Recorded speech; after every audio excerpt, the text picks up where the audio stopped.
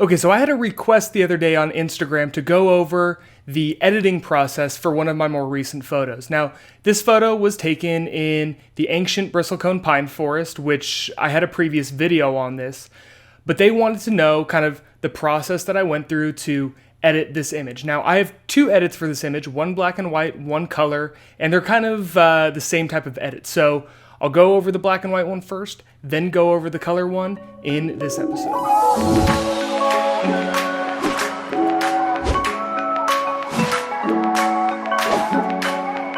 So this ended up being one of my favorite photos from the trip. You'll see it right here. You know, it's a cool mangled looking tree, and it looks good in both black and white, which is what I kind of initially intended it to be, is black and white. But then I got a request from an Instagram page, Sony Images, to have it be in color. So I went ahead, edited a color one, and it looked fantastic. So I'm happy with both of them, but I'm gonna be going over the process to get to the color one, because to get to the color one, I actually edited it in black and white first. So this is the process, going step by step through the whole thing. Okay, so here we have the photo opened up in Adobe Lightroom. And, you can see here, it's kind of a cool looking image. You know, you have the mangled looking tree, and some of the clouds are a little bit blurry up here. Now, this was around sunset time, so the sun was a little bit lower, not as harsh of light.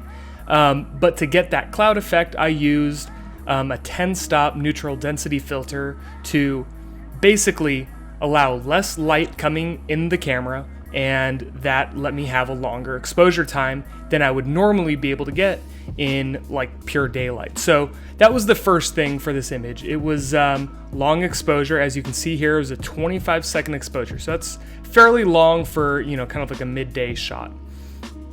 Now, like I said, the first step I did was turn it black and white. Now, this is actually kind of a cool thing to do with a lot of your photos, to actually start editing in black and white, because it kind of gives you a little bit more focus on the tonal range of the image versus getting the kind of the color mixed into it. So if I had edited this in color first, maybe I would have been a little bit more focused on the color of the trees, or I don't know, maybe the bush down here. So by starting in black and white, it helps you get a good idea of what your image should look like properly exposed, and then you can deal with the color a little bit later. So the first step I'm going to do is go to black and white. Now, when you do black and white, it'll kind of apply like an auto filter to it, and kind of without getting too much into it, it's just sort of looks at the overall image and looks at the tones, that looks at the colors, and kind of decides what the general exposure of each one of these should be. So we're going to kind of play around with these a little bit later, but we can leave it right there for now. I'm going to start off with this box up here, because I like to go from top to bottom. So the first thing I always do with my image, besides that, is I click on these little highlight and shadow warnings. So if it gets too dark, you've got a little bit of warning showing you that it's too dark. And if it gets too bright, it has warning showing you where it's too bright. So I'm going to keep that on. Now, the first thing I'm going to do is play around with the highlights. And what I usually like to do is I like to drop highlights down and then bring shadows up a little bit. And my reason being is it just kind of gives more detail in the shadow, and then more detail in the highlights. And then later on, I can kind of add a little bit of additional contrast in, across the image. So I'm kind of bringing out the details in the shadow down here, like in this area, and I'm also bringing back some of the details in the highlights, like on this tree branch right here, because look at all of that beautiful detail in the highlights. If I were to have this normal, you're kind of losing a little bit of detail in this area. So by bringing it all the way down like this, you get some of the nice tones there. So the next step I'm going to do is, at this point, I don't think I really want any more additional highlights, but what I'm going to do is I'm actually going to bring the blacks down just a tiny bit, and this is kind of me bringing a little bit of contrast into the image. But The key to this edit for me was clarity. Now, clarity is kind of one of those items where it's hard to kind of describe what it does, but the best way I can kind of describe it is it adds a little bit of contrast into the middle range, or I'm not even going to pretend to know what it does because it's kind of difficult to even really explain. But all you have to know is that when you crank it all the way up, it looks like that. It looks a little bit more grungy, and if you bring it down, it kind of has a little bit of a dreamy look. Now, of course, you're never going to want to bring it all the way down, and you're never going to want to bring it all the way up. However, for this image, because it's black and white and it's a fairly simple image, I am going to bring the clarity up to, you know, a higher amount right here. And so if I zoom in, I can kind of show you what the clarity is doing here. So you notice it's adding a little bit of contrast, but it's not like a normal global type contrast. It's more of a, it more applies the contrast to a specific area. I mean, if somebody can add down in the comments and explain exactly what clarity does, that would be very great, because I still have no clue. Okay, so the next thing we're going to be going over is the tonal curve. Now, the tonal curve is sort of like my finishing for the exposure. So I kind of get the overall exposure how I want it. You know, I bring up some of the shadows, bring the highlights down, and then right here is kind of where you can really bring a lot of the additional contrast that you weren't able to get up here. You can really bring the contrast out here. So what I'm gonna do is, remember, I have this ticked on. So what I'm gonna do is I'm going to bring the highlights up basically until I start seeing some of the highlight warnings, and then maybe bring it down a little bit. So I don't see any right now, but I'm gonna see, where does that, okay, see there, right here, that's where the highlight warning starts to kick in. So I'm gonna bring it down a little bit, just to a point where I know we're in the safe zone. We aren't gonna see it. And then I can kind of bring the darks down a little bit. And this is kind of where you add the mood to the image. So I think that looks okay. I don't really want to bring any of the lights up, and the reason why is because if I bring the lights up, I'm going to be losing some of the detail in the clouds right here, and that's just not really what I want to do. So we are done with that portion. Now, this is a hugely important portion of black and white photos, is this right here, because each color has a kind of like a luminance value applied to it. So, you know, obviously the sky is blue. So if I were to go right here to the blue and bring this down, look at that. I'm gonna turn this off just for a second. Look how much that changes the image just right there. Now, I had a polarizing filter on, so it did help darken the sky a little bit, but this is a really fantastic way to kind of add a little bit more drama to the sky. It really darkens the image. And I'm gonna crank this down pretty dang far, like down to like -50 or so. And one of the keys to doing this is, you see how there's like a huge gap between these? Even though there's no real purples in my image, there are some spots where blue kind of meshes with the purple. So a good way to make sure you don't have any sort of like weird effects is by kind of making this a little bit more linear.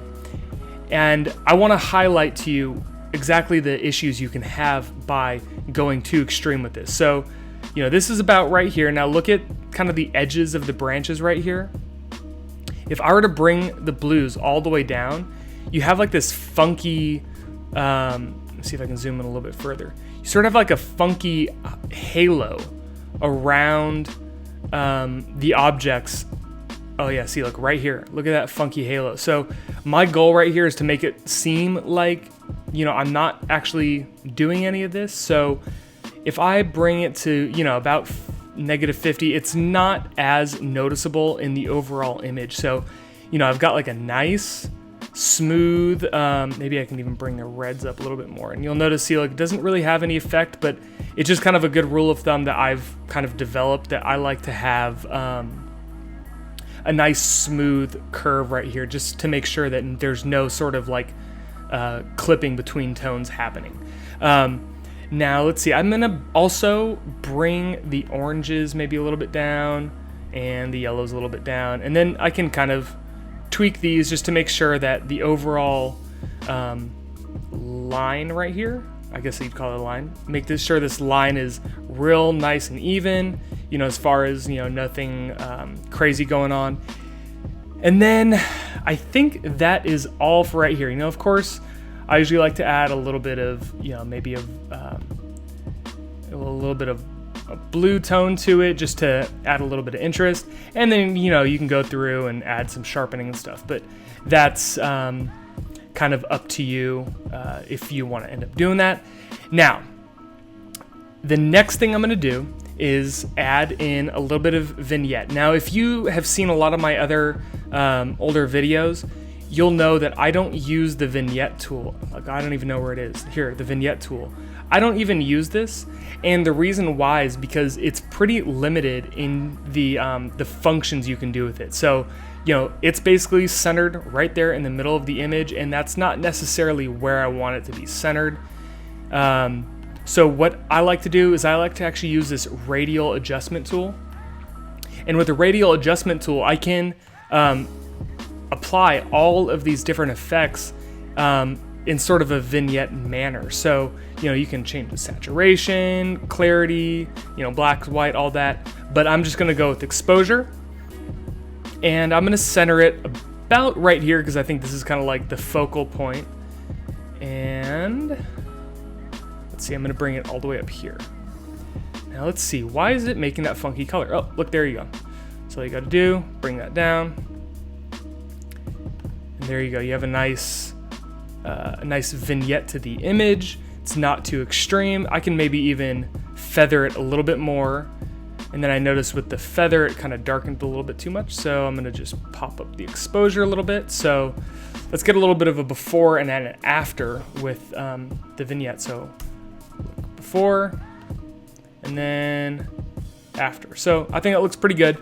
Now, the first time I edited this, I did notice one additional thing that I wanted to change. Now you notice kind of down here in the foreground, you have like this little bright spot right here and a few little sunbeams making it through on the ground, and I think that's just a little bit too distracting. So all I'm gonna do right here is just add in a little gradient filter. Crap, look at that, forgot that again. So I'm gonna bring the saturation on the color down, and then just make a little bit of adjustment, kind of make sure that it goes along with the way that the hill is kind of slanted right here. And, you know, maybe I can drag it out a little bit to make it not as extreme of a gradient. And then let's maybe adjust this up a little bit, or maybe a little bit down. And then let's see. Okay, so it looks like I'm getting a little bit too much clipping down here, so I'm just gonna bring the shadows up a tiny bit. Not too much, just a little bit. And I think that's good for now. No, you know what? I think this looks just a little bit too much. So I think that's good right there.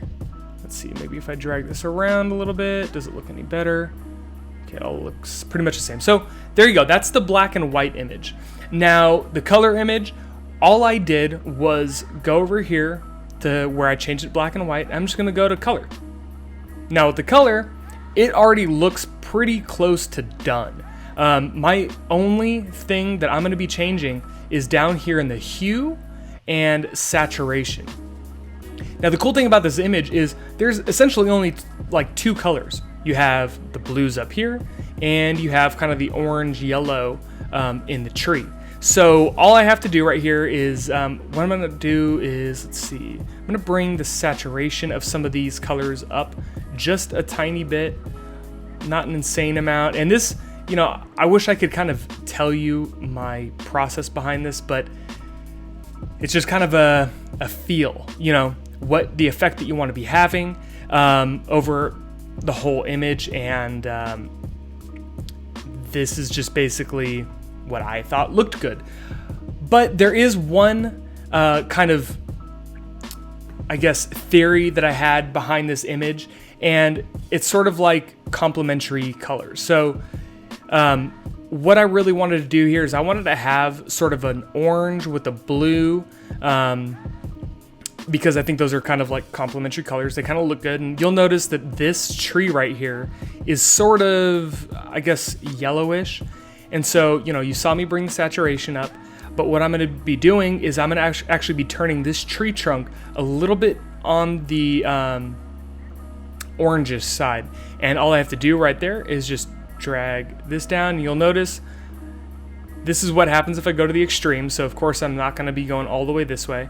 I'm just going to be bringing it down to about right here, and then maybe I can bring the oranges down a little bit, not that much, maybe like right there. And I think that looks pretty nice. Let me see. Yeah, nothing looks too crazy there. It looks pretty good. And maybe for the color one, I do want to darken the ground a little bit, just because we have a little bit of color going on down there. So I'm just going to darken that just a tiny bit, and I think that's pretty much finished. So I think one of the things to take away from this is that when you're editing a photo and maybe you're stuck on it or you don't like how it looks, try editing it in black and white first, because that way you can kind of throw away the colors and only focus on just the tones of the image, making sure you get the exposure right, and then you can come back a little bit later and do the color version of it. And then when you have the color on there, then you can focus on just the color. So that's kind of something that I've been doing over a few years, where, you know, start on black and white and then go to color. And I think it's kind of really helped me focus on editing my images in smaller chunks. So I know this is a little bit different than my normal videos, but I had a request from somebody, and like I said, if somebody has a request, I will do that request. So if you have a question for you know, anything photo, video related, or even just Photoshop related, let me know and I'll answer it in a video just for you. So if you guys like this video, leave me a like, comment, even if you have a question. And if you can too, subscribe. I try to come out with new videos every single week, and try to come out with different content every week too. So once again, I want to thank you guys for watching the entire video, and I will see you on the next one.